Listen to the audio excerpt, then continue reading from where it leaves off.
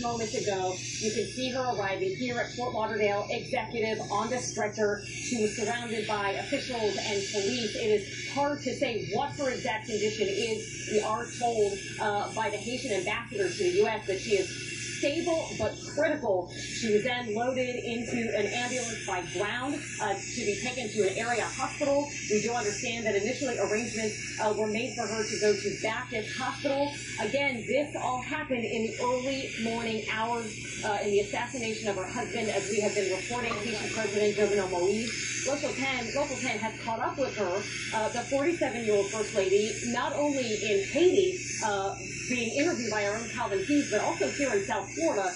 We're told that she advocated for women's issues and public health issues in her role as a public figure. And now, of course, she is injured. Her country is left in deeper turmoil.